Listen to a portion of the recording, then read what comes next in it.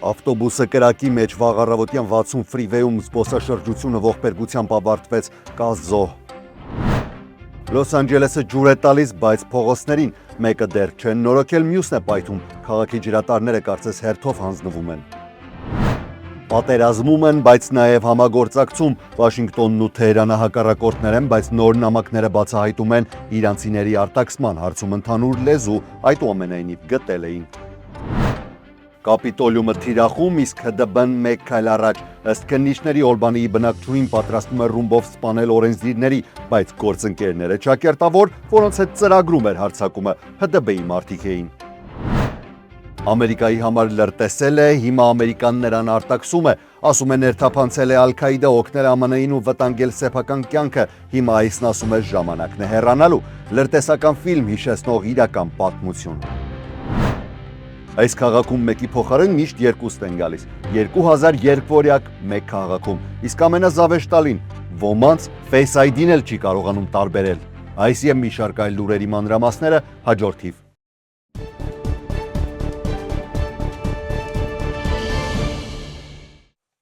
Արմեզիա YouTube-յան ալիքում ԱՄՆ գլխավոր լուրերն են, ես Հարություն Մինասյանն եմ, բարև ձեզ, այսօր օգոստոսի 21-ն է օրը ուրբաթ, դուք դիտում եք օրվա առաջին լուրերի թողարկումը։ Եթե մեզ առաջին անգամ եք դիտում կամ մինչև այս բաժանորդագրված չեք եղել, ապա մի հապաղեք եւ հենց այսօր էլ դա արեք։ Ու սկսենք օրվա լրահոսը, սկսենք Լոս Անջելեսից։ Այսօր վաղ առավոտյան 60 ֆրիվեյում, մոտավորապես Ազուսա քաղաքի հարևանությամբ տեղի է ունեցել զբոսաշրջային ավտոբուսի բռնկում, ինչի հետևանքով մեկ մարդ զոհվել է եւ մեկը տեղափոխվել է հիվանդանոց։ Նախնական տվյալներով ՀՐԴ-ն ամենայն հավանականությամբ սկսվել է ավտոբուսի շարժիչի հատվածից։ Հրշեջները նաև հայտնել են, որ ավտոբուսի ներսում եւ ստորին բեռնախցիկներում մեծ քանակությամբ բեռ է եղել, ինչպես նաև հայտնաբերել են հեղուկ գազի մի քանի տարա։ Դեպքի պատճառով 60 մայրուղը արևելյան ուղղությամբ 3 գոտի փակվել էր, բաց էր ընդամենը 2 գոտի, ինչի հետևանքով մի քանի մղոնանոց խցանում էր գոյացել մինչև 605 ֆրիվեյի հատվածը։ Լոս Անջելեսի Լոս Ֆելիս թաղամասում 3 ուշ երեկոյան ջրատար է պայթել, վթարի մասին ահազանգը ստացվել է մոտավորապես ժամը 11-ին Նորթ Քոմոնվելթ ավենյուի եւ Ավոկադո սթրիթի հարակից հատվածում։ Լոս Անջելեսի ջրի եւ էլեկտրաէներգիայի վարչության LADWP-ի աշխատակիցները 45 րոպե հետո կարողացել են փակել ջրագիծը։ Հեղեղման հետևանքով ճանապարհի մի հատվածը վնասվել է, իսկ Հիլհըրստ ավենյուի 2000-րդ բլոկում ջուրը հասել է նաև բացօթյա սրճարանների եւ ճաշելու տարածքների։ Դեպքը հերթականն է Լոս Անջելեսում վերջին ամիսներին գրանցված ջրատարների խոշոր վթարների շարքում։ Հուլիսին կհիշեք, Սանսեթ բուլվարում պայթել էր խոշոր ջրագիծ, ինչի հետևանքով փողոցներով հոսել էր մոտ 17 միլիոն գալոն ջուր։ Վերանորոգման աշխատանքները տևել էին մոտ 9 օր։ Երեկ նաև վաղ առավոտյան Լոս Անջելեսի Վեսթլեյք թաղամասում ջրատարի վթարը փողոցներն էր հեղեղել, ջրի տակ թողնելով անօթևանների վրանները, անձնական իրեր եւ մի քանի կայանված մեքենաներ։ Հեղեղումը տարածվել էր Նորթ Օքսիդենտալ բուլվարի եւ Բևերի բուլվարի հարակից հատվածներով, ինչի հետևանքով վարորդները ստիպված են եղել շրջանցել որոշ փողոցներ։ Հայտնի չէ ինչն է եղել ջրատարի պայթելու պատճառը, քանի բաժանորդ է տուժել եւ որքան ժամանակ կպահանջվի վերանորոգման աշխատանքների համար։ Վերջին մի քանի աղմկահարույց վթարներից հետո LADWP-ն հայտարարել է, որ Լոս Անջելեսում օրական միջինում գրանցվում է 2-ից 4 ջրատարի վնասում։ Միաժամանակ քաղաքային ծառայությունը պնդում է, որ չնայած հին ենթակառուցվածքին Լոս Անջելեսի ջրագծերի արտահոսքի մակարդակը 36%-ով ցածր է ԱՄՆ ազգային միջինից։ Որոշ ժամանակ առաջ տեղեկության արտահոսք եղավ մամուլում, որ Միացյալ Նահանգների ներգաղթի պաշտոնյաները աշխատել են Իրանի իշխանությունների հետ իրանցիներին Միացյալ Նահանգներից արտաքսելու գործընթացը կազմակերպելու համար։ Այսից այդ լուրերը հերքել էին։ Նոր հրապարակված էլեկտրոնային նամակներից, որոնք հրապարակել է National Iranian American Council-ը, պարզվում է, որ 2025 թվականի սեպտեմբերին եւ դեկտեմբերին, ինչպես նաեւ 2026 թվականի հունվարին կազմակերպվել է առնվազն 3 արտաքսման չվերթ, որոնցով ավելի քան 100 իրանցի է վերադարձել Իրան։ Ամենաուշագրավն այն է, որ ըստ նամակների իրանական կողմը որոշ ազդեցություն է ունեցել այն հարցում, թե կոնկրետ ովքեր պետք է հայտնվեն արտաքսման ցուցակներում։ Այսի պաշտոնյաներից մեկը գրել է, որ Իրանի դեսպանատան խնդրանքով ցուցակում ավելացրել է մի քանի գործ։ Մեկ այլ հաղորդագրությունում նշվել է, որ Իրանի դեսպանատան ներկայացուցիչն է խնդրել փոփոխել նախորդ ցուցակը եւ արագացնել արտաքսման գործընթացը։ Նամակներից երևում է նաեւ, որ որոշ դեպքերում իրանական պաշտոնյաների պահանջները ներկայացվել են նույնիսկ չվերթից ընդամենը մի քանի օր առաջ։ Նամակներից մեկում էլ ICI-ին ժամանակվա ղեկավար Թոդ Լայոնսը իրանցիների վերադարձը անվանել է առաջնահերթություն։ Երբ պաշտոնյաները զգուշացրել են, որ պատերազմի պատճառով Իրանը չի տրամադրում ճանապարհորդական փաստաթղթեր, օդային տարածքը փակ է, իսկ մարդիկ հենց Իրանից են փախչում, ICI ղեկավարությունը ըստ հաղորդագրությունների պահանջել է արագ ներկայացնել արտաքսման գործողությունների ծրագիր։ Փաստաթղթերը նաև ցույց են տալիս, որ որոշ չվերթների կազմակերպմանը մասնակցել է Կաթարը, որի միջոցով կազմակերպվել են Դոհայով անցնող չվերթները։ Նամակներում կա նաև մեկ ուշագրավ դրվագ։ Միացյալ Նահանգների պաշտոնյաներից մեկը գրել է, որ մի իրանցի հայտնվել է չվերթում, թեև նրա անունը վերջնական ցուցակում չի եղել։ Մեկ այլ պաշտոնյա պատասխանել է, որ չի հասկանում այդ մարդն ինչպես է հայտնվել ինքնաթիռում։ DHS-ը ներքին անվտանգության նախարարությունը հերքում է, որ որևէ մեկը սխալմամբ է արտաքսվել։ Գերատեսչության պնդմամբ տվյալ անձը հնարավոր ազգային անվտանգության սպառնալիք էր եւ ապօրինի էր մուտք գործել Միացյալ Նահանգներ։ Ավելի լուրջ հարց է առաջացնում մեկ այլ հանգամանք։ Նամակներից պարզվում է, որ ICE-ը որոշ դեպքերում իրանական պաշտոնյաների համար հանդիպումներ է կազմակերպել Միացյալ Նահանգներում պահվող իրանցիների հետ։ Դաշնային կանոններով ԱՄՆ կառավարությունը կարող արտաքսման կազմակերպման նպատակով համագործակցել օտարերկրյա կառավարությունների հետ, սակայն չի կարող փոխանցել այնպիսի գաղտնի տեղեկություններ, որոնցից կարող է պարզ դառնալ, որ տվյալ մարդը Միացյալ Նահանգներում ապաստան է հայցել։ DHS-ը կտրականապես հերքում է, որ Իրանի կառավարությանը փոխանցվել են ապաստանի դիմումների գաղտնի նյութեր եւ պնդում է, որ բոլոր ապաստան հայցողները ստացել են օրենքով նախատեսված ընթացակարգ։ Այս հրապարակումները սակայն ցույց են տալիս, որ բավական անսովոր պատկեր է այն ժամանակ, երբ Վաշինգտոնն ու Թեհրանը բաց ռազմական եւ քաղաքական հակամարտության մեջ էին, նրանց պաշտոնյաները միաժամանակ գործնական համագործակցություն են իրականացրել իրանցիներին ԱՄՆ-ից Իրան վերադարձնելու հարցում։ Օրերս նշել էինք, որ Միացյալ Նահանգների պետական պարտքը հատել է պատմական 40 տրիլիոն դոլարի սահմանագիծը եւ այդ թիվն արդեն դարձել է Թրամփի վարչակազմի տնտեսական քաղաքականության վերաբերյալ հիմնական հարցերից մեկը։ Լրագրողները առիթ են ունեցել ֆինանսների նախարար Սկոտ Բեսենտին հարցնել, թե ինչպես է կառավարությունը պատրաստվում փոխել այս իրավիճակը։ Նախարարը խոստովանել է, որ 40 տրիլիոնը հսկայական թիվ է, սակայն նշել է, որ դրա մի մասը գտնվում է պետական կառույցների, այդ թվում Social Security-ի համապատասխան ֆոնդերի ձեռքում։ Ըստ նրա, պարտքի խնդիրը լուծելու գլխավոր ճանապարհներից մեկը լինելու է տնտեսական աճը։ Նա նաև կարևորել է մաքսատուրքերից ստացվող եկամուտները։ Նախարարի խոսքով դատանի որոշման պատճառով կառավարությունը ստիպված է եղել զգալի մաքսատուրքային գումարներ վերադարձնել, սակայն Section 301-ի մաքսատուրքերի հաշվին ակնկալվում է, որ եկամուտները կրկին կհասնեն նախորդ տարվա մակարդակին կամ նույնիսկ կգերազանցեն։ Նախարարը նաև պատասխանատվության մի մասը դրել է նախորդ վարչակազմի վրա, հայտարարելով, որ խնդիրը մեկ օրում չի առաջացել եւ իրեն ժառանգություն է հասել բարդ իրավիճակ։ Նրա պնդմամբ Բայդենի վարչակազմի օրոք բյուջեի դեֆիցիտը համախառն ներքին արդյունքի նկատմամբ չափազանց բարձր մակարդակի էր հասել այն պայմաններում, երբ երկիրը ոչ պատերազմի, ոչ էլ ռեցեսիայի մեջ էր։ Նա հավելել է, որ 2025 թվականին այդ հարաբերակցությունը հաջողվել է նվազեցնել ավելի քան 1%-ային կետով։ Երևի թե շարունակություն է որպես այդպիսին Իրանի թեմային ԱՄՆ ռազմածովային ուժերի Ջորջ Վաշինգտոն ավիակիրը հասել է Մերձավոր Արևելք փոխարինելու Աբրահամ Լինկոլն ավիակիրին, որը Իրանի դեմ պատերազմի ընթացքում տարածաշրջանում երկարատև ծառայություն էր իրականացնում։ Լինկոլնի այս առաքելությունը հատկապես ծանր է եղել անձնակազմի համար։ Ավիակիրը ավելի քան անընդմեջ 250 օր գտնվել է ծովում, ինչը ռեկորդային ցուցանիշ է։ Վերջին շրջանում նաև տեղեկություններ էին տարածվել անձնակազմի հոգեբանական ծանր վիճակի, ինչպես նաև սննդի եւ հիգիենայի պարագաների պակասի մասին։ Մի շարք դեմոկրատ օրենսդիրներ պատերազմի նախարարությունից բացատրություններ են պահանջել։ Նախարար Փիթ Հեքսեթը սակայն պնդում է, որ նավում տիրող իրավիճակի մասին հրապարակումները ամբողջությամբ խեղաթյուրված են։ Նախագահ Դոնալդ Թրամփն էլ նվազեցրել է խնդրի լրջությունը, ասելով, որ գրեթե 9 ամիս տևած ծառայությունը երկար է, սակայն նախկինում ամերիկյան նավերը ծովում մնացել են նույնիսկ ավելի երկար ժամանակ։ Թեև Միացյալ Նահանգների եւ Իրանի միջև ռազմական գործողությունները վերջին շաբաթներին թուլացել են, ամերիկյան ռազմածովային ուժերը շարունակում են Իրանի նավահանգիստների նկատմամբ վերականգնված շրջափակման իրականացումը Հորմուզի նեղուցում։ Հեքսեթը հայտարարել է, որ Միացյալ Նահանգները կարող է այդ շրջափակումը պահպանել անժամկետ։ Ջորջ Վաշինգտոնի ժամանումից հետո Մերձավոր Արևելքում արդեն գործում է ամերիկյան երկու ավիակիր՝ Ջորջ Վաշինգտոնը, ինչպես նշեցի, եւ Ջորջ Բուշը։ Սակայն այս տեղաշարժը մեկ այլ խնդիր է առաջացրել։ Ասիա-Խաղաղօվկիանոսյան տարածաշրջանը ժամանակավորապես մնացել է առանց ամերիկյան ավիակիր հարվածային խմբի, հենց այն ժամանակ, երբ Չինաստանի ռազմական ակտիվության վերաբերյալ մտահոգություններ են աճում։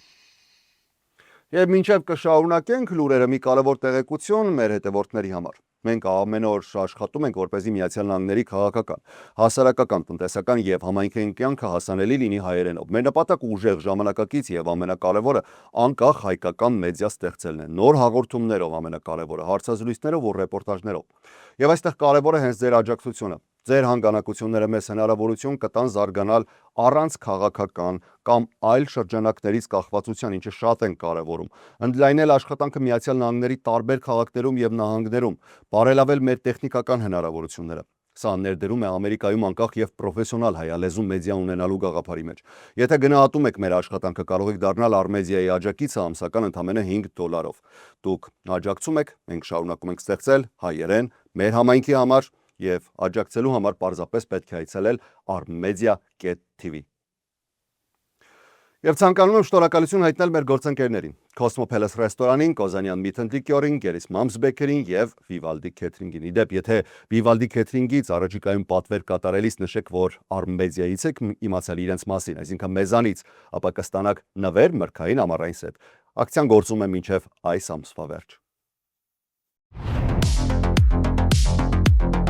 12 appetizers, 5 hot dishes,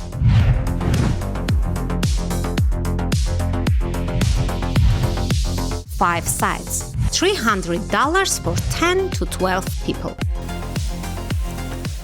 Make every moment a Vivaldi moment. Շարունակենք լուրերը։ Նյու Յորք նահանգում ՀԴԲ-ն կանխել է նահանգային կապիտոլիումի շենքի դեմ ենթադրյալ ահաբեկչական հարձակումը։ Դաշնային մեղադրանք է առաջադրվել Օլբանիի 35-ամյա բնակիչ Ջեսիկա Բոուի։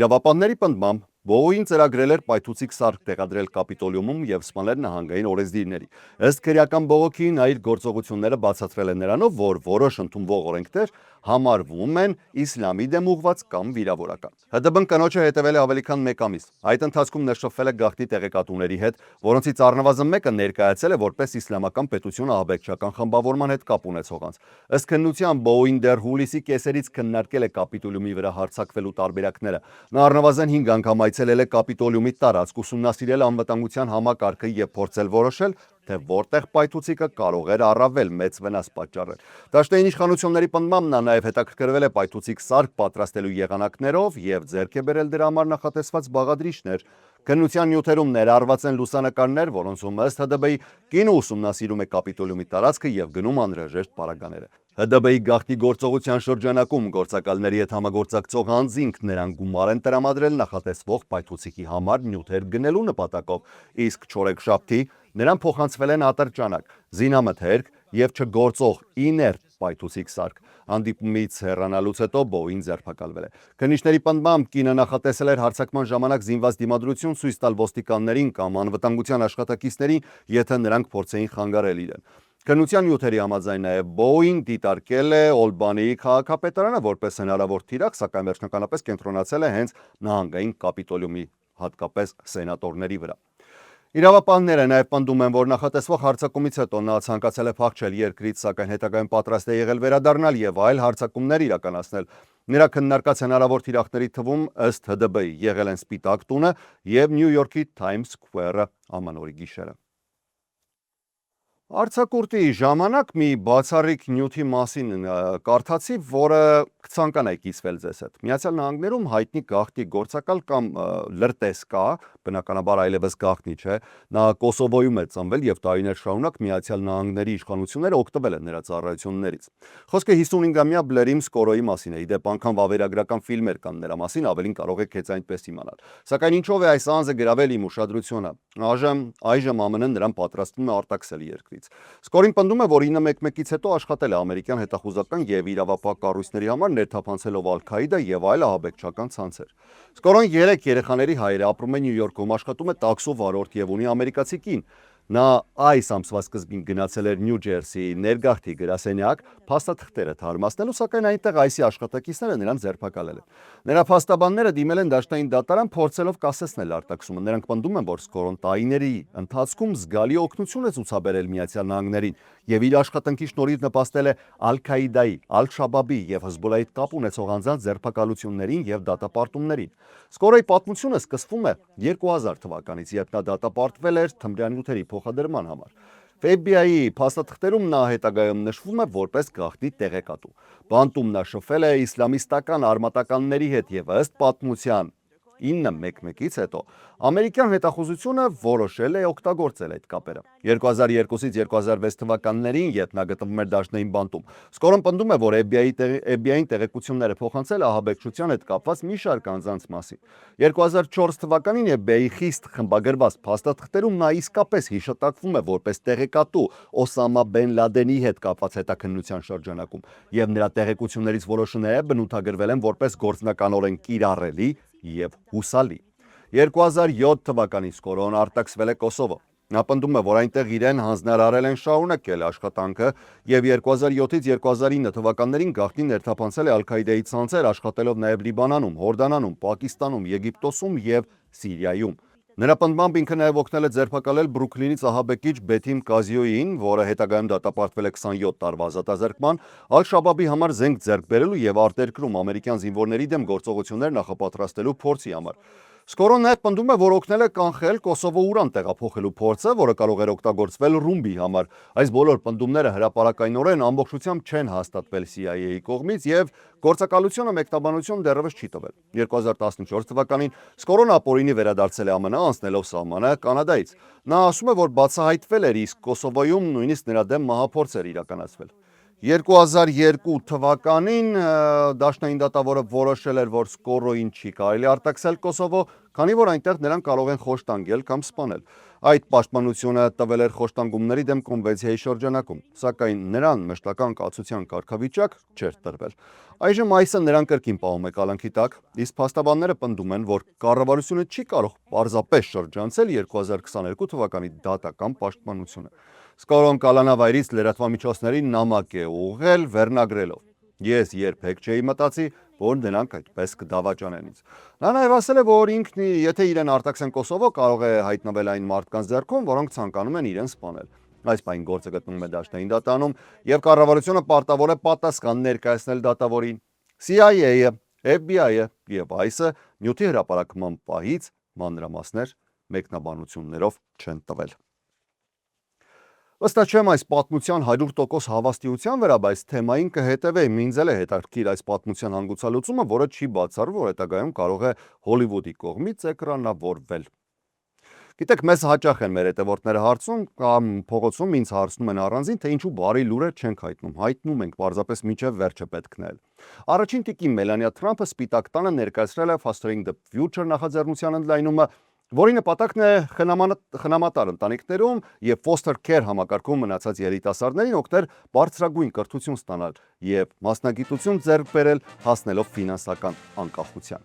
Միջոցառմանը Մելանիա Թրամփի հետ ներկա էին նաև նախագահ Դոնալդ Թրամփը, ինչպես նաև համալսարանների, IndyCar-ի եւ Fox Sport-ի ներկայացուցիչներ։ Առաջին տիկինը ելույթում նշել է, որ երկրի կարևորագույն ներդրումը ոչ միայն տեխնոլոգիաների, ենթակառուցվածքների կամ կապիտալի շուկաների զարգացումն է, այլ առաջին հերթին երեխաների ապագան։ Նրա խոսքով Միացյալ Նահանգները մտնում է արհեստական բանականության, ռոբոտաշինության եւ դեռևս չձևավորված նոր արդյունաբերությունների ժամանակաշրջան, սակայն երկրի ամենամեծ մրցակցային առավելությունը շարունակում են մնալ մարդիկ։ Մելանիա Թրամփը հատուկ ուշադրություն է հրավիրել խնամատար համակարգում մեծացող երեխաների վրա, ընդգծելով, որ նրանց կարողություններն ու ներուժը ոչնչով պակաս չեն մյուս երիտասարդների հնարավորություններից։ Fostering the Future ծրագրի հիմնական նպատակը ըստ առաջին տիկնոջ այդ երիտասարդներին հնարավորություն տալն է սովորել քոլեջում, հետագայում սկսել լիարժեք մասնագիտական գործունեություն եւ հասնել երկարաժամկետ ֆինանսական անկախության։ Ծրագրի հետ համագործակցող բարձրագույն ուսումնական հաստատությունների թիվը հասնում է 26-ի։ Մելանիա Թրամփը ներկայացրել է նաև ծրագրի արդեն գրանցված առաջին արդյունքը։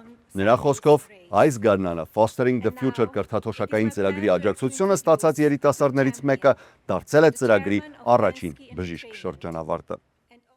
Եվ այս ժամի վերջին լուրը կարծում եմ ձեզ մի փոքր էլ կզվարճացնի։ Օհայո նահանգի Թվինսբուրգ քաղաքում ամենաարտասովոր փառատոններից մեկն է անցկացվում։ Այստեղ բառացիորեն կարելի ամեն քայլափոխի երկվորյակների հանդիպել։ Twins Days ֆեստիվալը ներկայացվում է որպես աշխարհում երկվորյակների ամենամեծ ամենամյա հավաքը։ Ամեն օգոստոս այստեղ աշխարհի տարբեր երկրներից ժամանում են մոտ 2000 երկվորյակներ եւ բազմածիններ։ Փառատոնի պատմությունը սկսվել է 1976 թվականին, երբ Թվինսբուրգում հավաքվել էր ընդամենը 36 զույգ երգվորյակ, իսկ քաղաքի անունն ինքնին կապված է երգվորյակների հետ։ 19-րդ դարի սկզբին նույնական երգվորյակներ Արոն եւ Մոզես Վիլքոքսները քաղաքին նվիրել էին 6 ակր հող եւ $20 առաջին դպրոցի կառուցման համար։ Փոխարենը նախկին Միլսվիլը վերանմանվեց Թվինսբուրգի երգվորյակների քաղաքի։ Այսօր փառատոնում անցկացվում են շքերթներ, տարբեր մրցույթներ, ընտրելով ամենանման, ամենաքիչ նման, ամենաերիտասարդ ու ամենատարեց երգվորյակներին, բայց սա միայն զվարճանքի վայր չէ։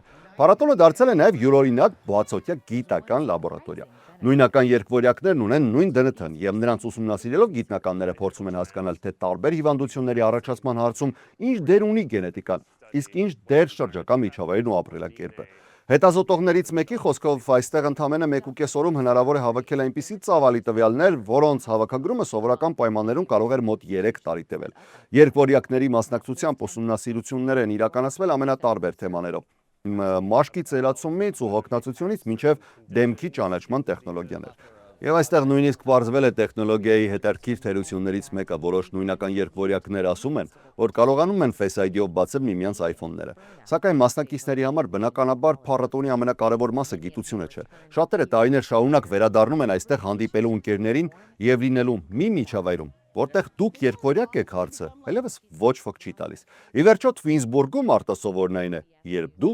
երգվորյակ չես։